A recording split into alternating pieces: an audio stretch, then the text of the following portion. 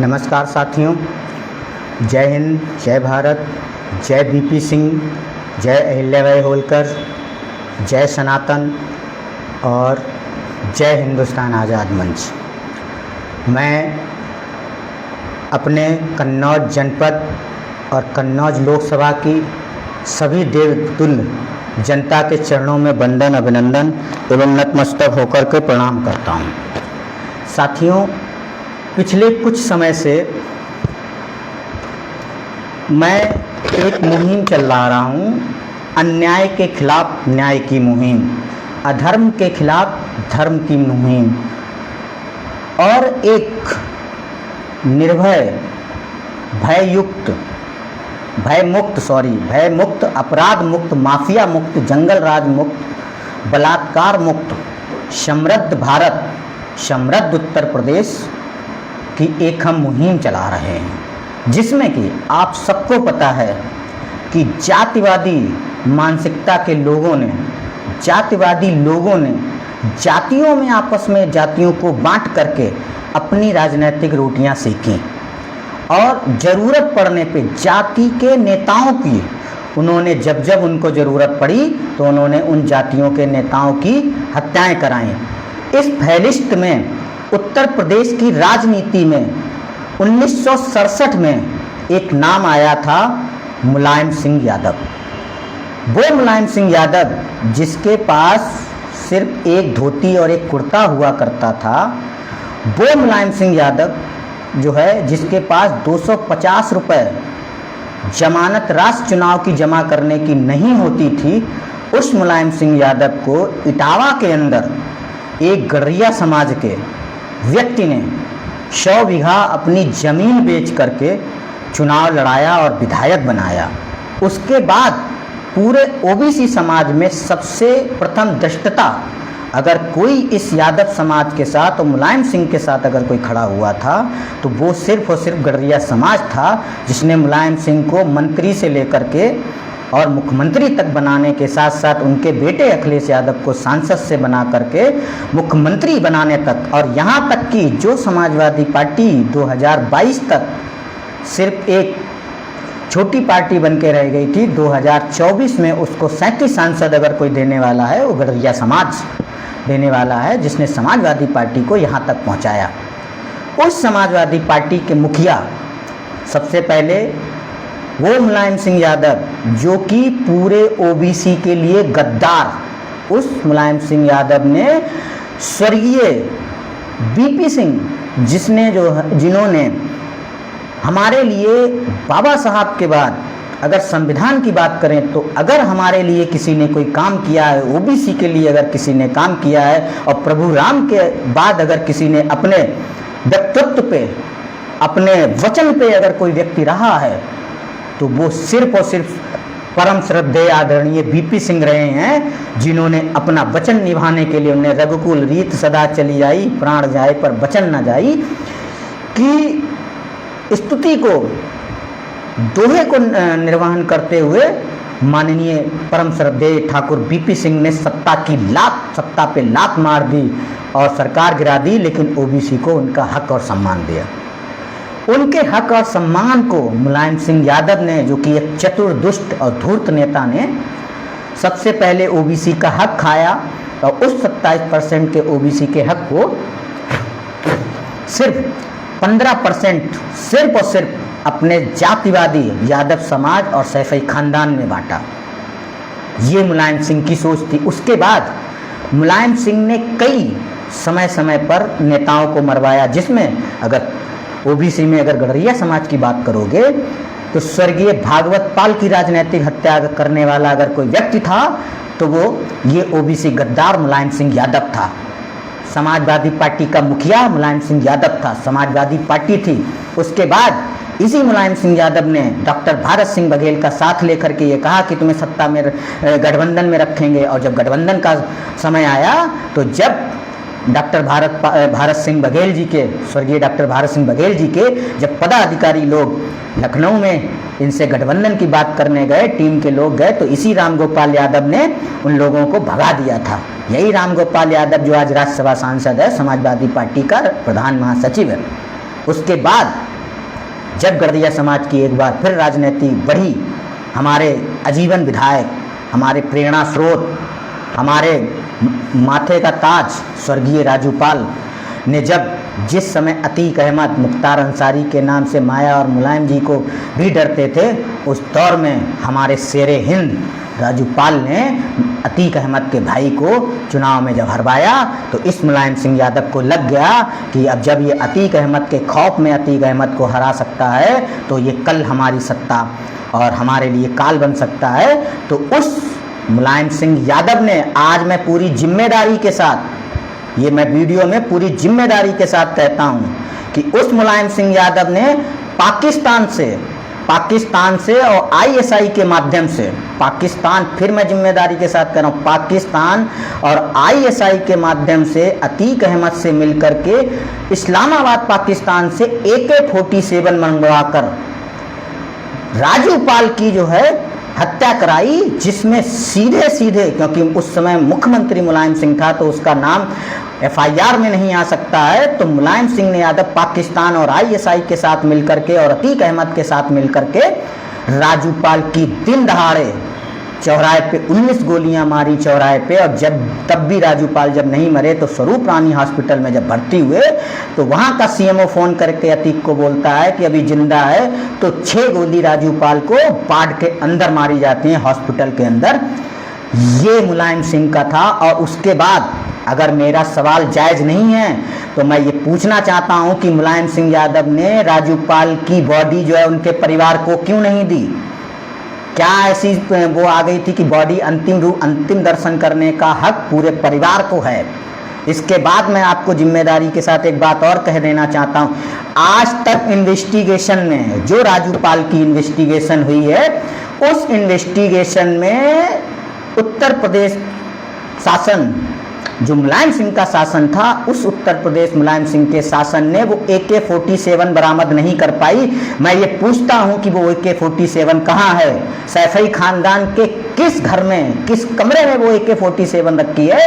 और वो AK-47 सैफई खानदान में रखी है जिस AK-47 से राजू पाल की हत्या करी गई। ये मैं जिम्मेदारी के साथ कहता हूँ।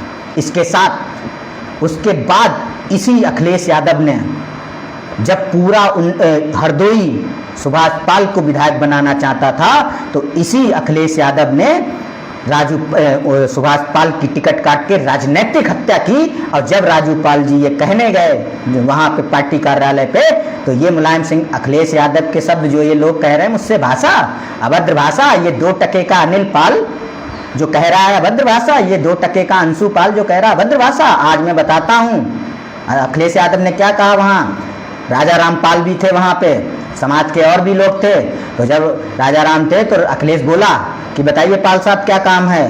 तो उन्होंने कहा राजू, अगर सुभाष पाल की टिकट के बारे में बात करनी है तो कोई बात नहीं होगी, उसके अलावा कोई बात हो तो बताओ। तो सुभाष भाई साहब ने ऐसे हाथ जोड़ के, उनके आंसू आ गए थे। उन्होंने कहा कि मेरा स्कूल बंद हो गया, मेरा सब सील हो गया सब। तो कहा तुझे बोल दिया है ना कि टिकट दे दिया, ब्रजेश वर्मा को जाके लड़ा। ये शब्द थे इस अखिलेश यादव के, इस घमंडी दुष्ट नालायक पुत्र अखिलेश यादव के ये शब्द थे। इस दुष्ट पुत्र को कैसे जो है अपने कार्यकर्ताओं से बात की जाती है, कैसे बात की जाती है, इसको ये तक नहीं पता है। आप सब लोगों ने देखा था कि जब रैली हुई थी तो कैसे इसने पुलिस प्रशासन के अधिकारियों से, कैसे SP और DM से ये अखिलेश यादव दुष्टता और असभ्य शब्दों के साथ बात करता था। पूरा उत्तर प्रदेश का एडमिनिस्ट्रेशन ये बात जानता है कि कितना बदतमीज और अभद्र भाषा में बात करने वाला ये अखिलेश यादव है। उसी अखिलेश यादव के खिलाफ जब एक युवा 5 मई 2004 को जब अखिलेश यादव बटेला से होते हुए चुनाव में बूथ लूटते हुए आ रहे थे, तो जब कसाबा में हरिहर इंटर कॉलेज में आते हैं तो ये जब यहाँ भी बूथ लूटने का काम करते हैं, तो हमारे जैसा युवा परम श्रद्धेय आदरणीय नीरज मिश्रा जी ने जो है उसका जब खुलकर विरोध किया, क्योंकि वो वहाँ पे बूथ एजेंट थे भारतीय जनता पार्टी के। जब बूथ एजेंट थे तो जब विरोध किया तो मुलायम सिंह के इस दुष्ट और नालायक शहजादे पुत्र अखिलेश यादव को बहुत बुरा लगा। जब बुरा लगा तो इसने, क्योंकि उस समय फ़ोन कैमरा और ये सब नहीं था, क्योंकि अखिलेश यादव उस समय मुलायम सिंह यादव उत्तर प्रदेश का मुख्यमंत्री था और अखिलेश यादव उस समय सांसद था और मुलायम सिंह मुख्यमंत्री का बेटा था।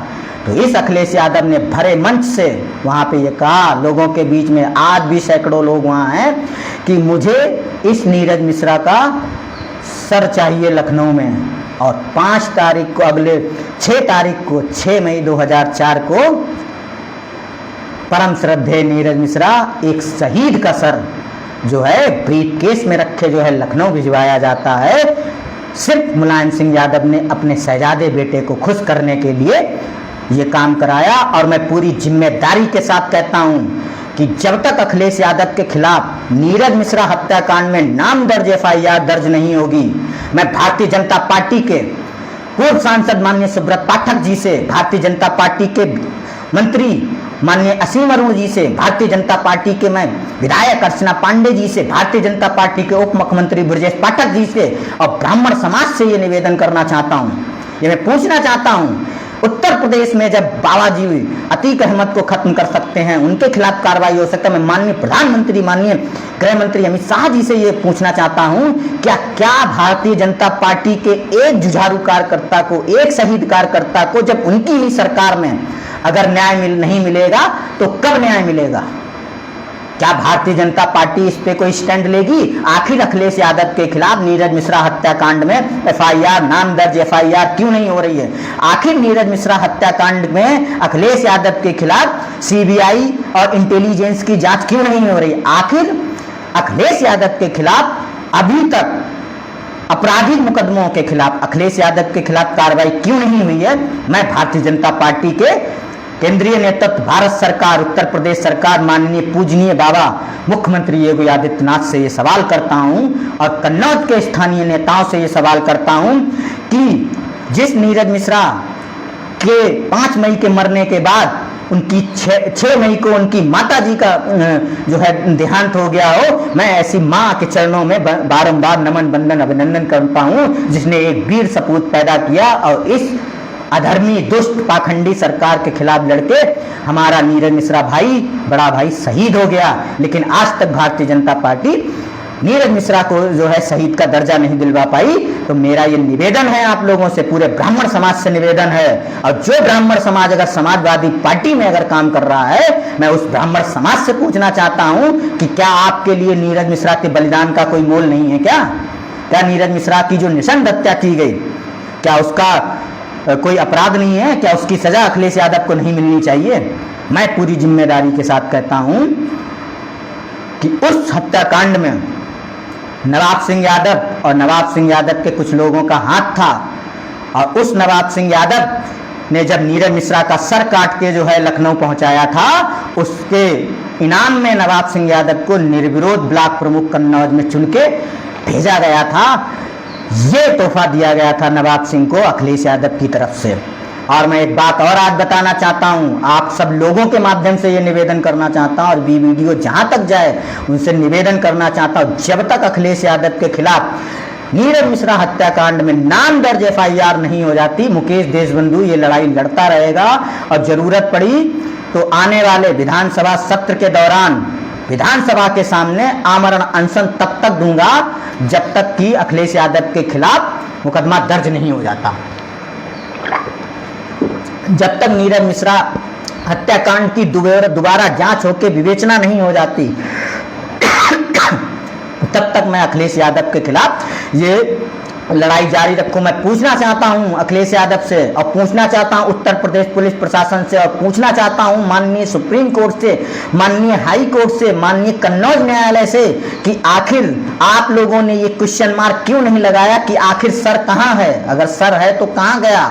आखिर क्यों नहीं पूछा? उत्तर प्रदेश पुलिस क्या करती रही? विवेचना में नीरज मिश्रा का सर क्यों नहीं ढूंढ पाए? और मुझे सिर्फ और सिर्फ नीरज मिश्रा का सर चाहिए, और मैं दावे के साथ ये कहता हूं कि नीरज मिश्रा का सर जहां है वो मुझे पता है, और अपनी लखनऊ की प्रेस कॉन्फ्रेंस में इस बात का मैं खुलासा करूंगा। और नीरज मिश्रा के हत्याकांड में जब तक अखिलेश यादव को जेल नहीं हो जाती है, ये लड़ाई हमारी जारी रहेगी। ये दुष्ट, पापी, अधर्मी, निष्ठुर, निर्दयी अखिलेश यादव ने एक माँ का बेटा छीना है, एक भाई छीना है, और एक युवा भविष्य छीना है।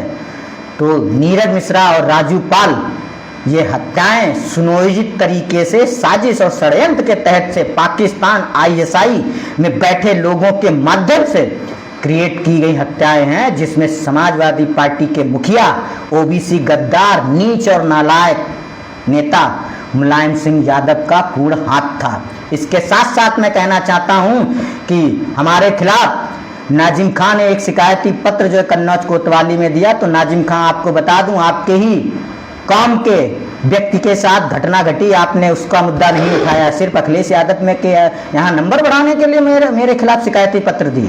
उसके बाद जिस अनिल पाल, आज मैं आप लोगों को बता दूं, अनिल पाल जो ये बात कर रहा है, इसी अनिल पाल के चुनाव में जब इसकी पत्नी पूजा वर्मा चुनाव लड़ रही थी जिला पंचायत का 2015 में, तो इसकी पत्नी के खिलाफ जब मतगणना स्थल पे दिगंबर यादव ने इसी अनिल पाल के गाल पे 4 तमाचे मारे थे और इसका हाथ तोड़ दिया था। इसने कुछ नहीं कर पाया। जब इसका पिता मंत्री था तो इसके पिता ने गडरियों की जमीन सौरिक में कब्जा हो रही थी, तो इसका पिता जो है हीरो के साथ खड़ा था।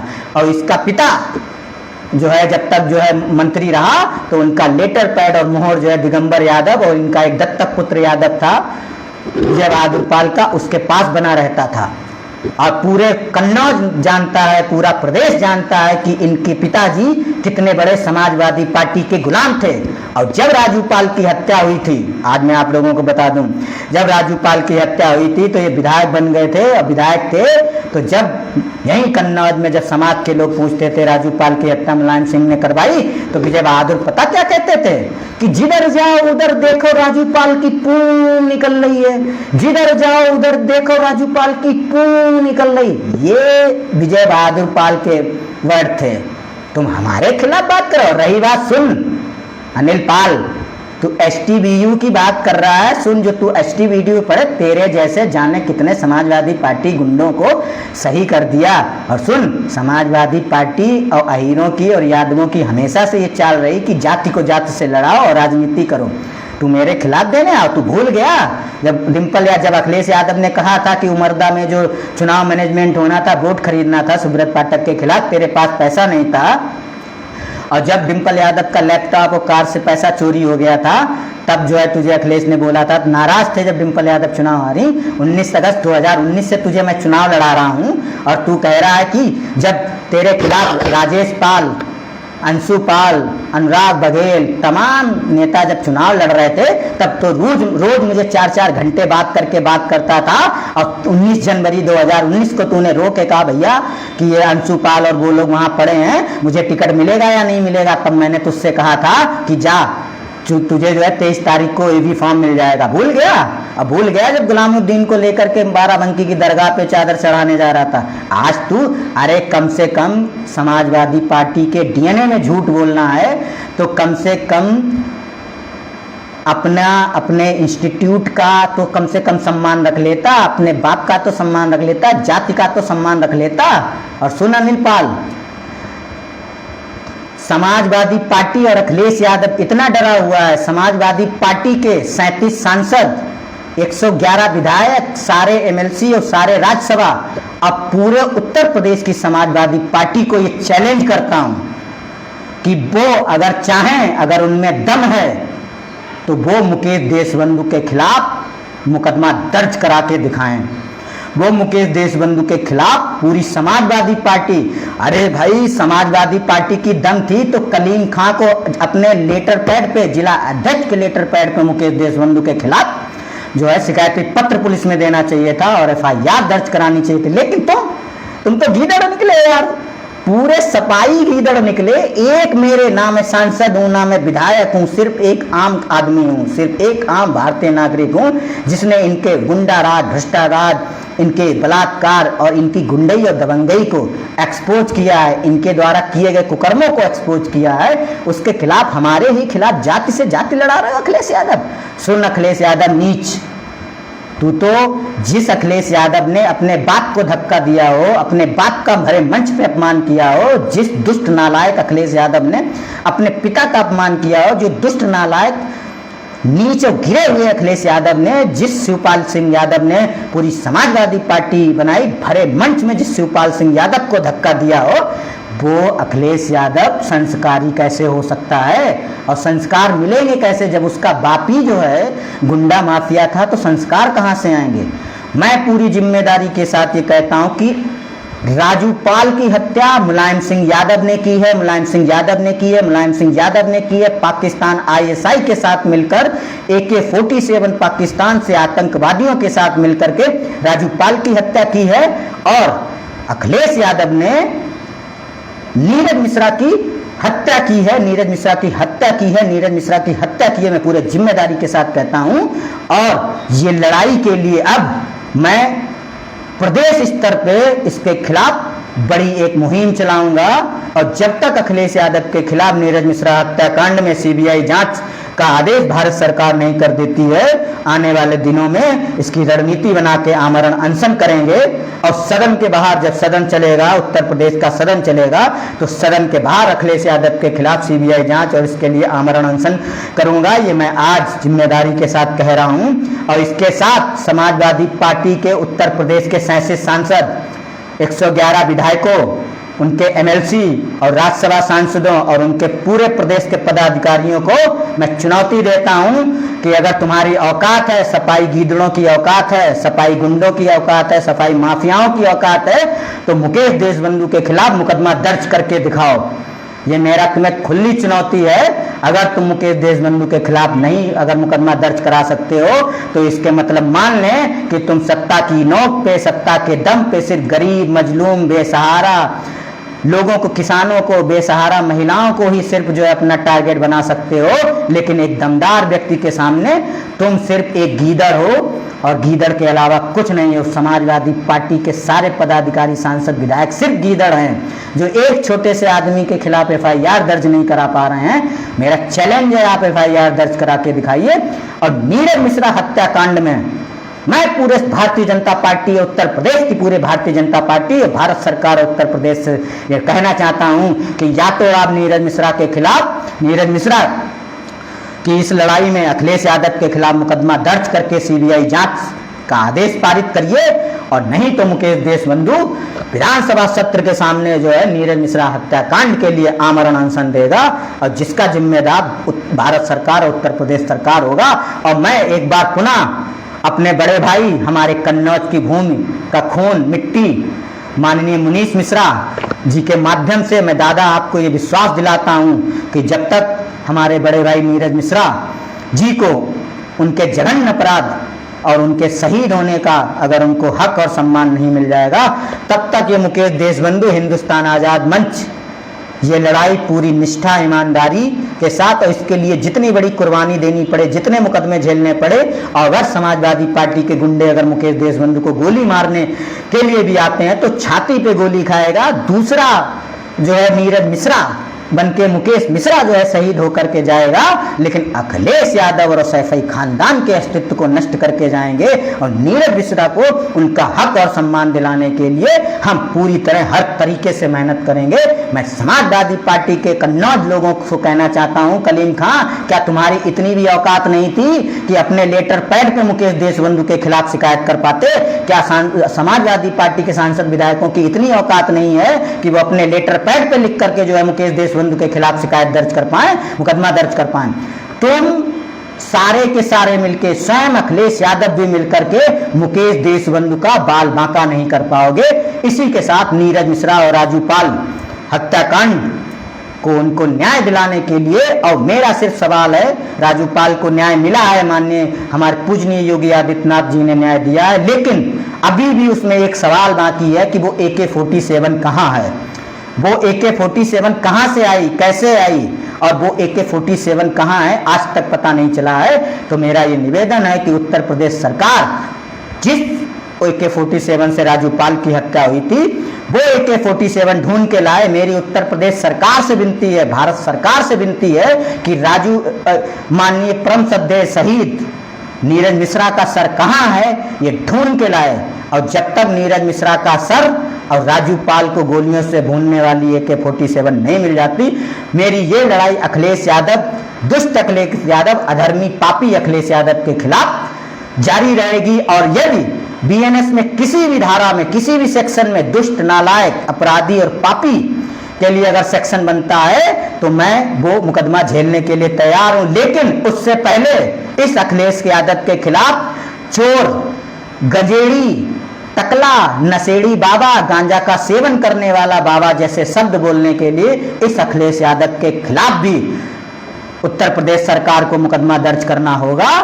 और अगर ऐसा नहीं करती है तो फिर कौन से सेक्शन में मुकेश देशबंधु के खिलाफ जो है, अब मुकेश देशबंधु ने किसी को गाली दी है, मुकेश देशबंधु ने एक अपराध किया है, और अगर यदि बगावत करना और न्याय की बात करना, हक अधिकार की बात करना और राजू पाल और नीरज मिश्रा को अगर न्याय दिलाने के लिए अगर मुकदमे देने पड़ेंगे, अपने जान की कुर्बानी भी देनी पड़ेगी, तो ये मुकेश देशबंधु नतमस्तक होकर के सीने पे गोली खाने को तैयार है। लेकिन जब तक अखिलेश यादव के खिलाफ FIR दर्ज नहीं हो जाती, जब तक सैफई खानदान को जो है इसमें नाम दर्ज नहीं किया जाता, तब तक मुकेश देशबंधु की ये लड़ाई जारी रहेगी। मित्रों, मैं आजाद मुकेश देशबंधु, राष्ट्रीय अध्यक्ष हिंदुस्तान आजाद मंच और आपके कन्नौज के 42 कन्नौज लोकसभा का 2029 का प्रत्याशी हूँ अखिलेश यादव का। और मैं ये वादा करता हूँ कि अगर आप लोगों ने साथ दिया तो इनके दुर्ग और किले को ढहा करके इनको जो है सही से सीधा ऑस्ट्रेलिया भेजेंगे।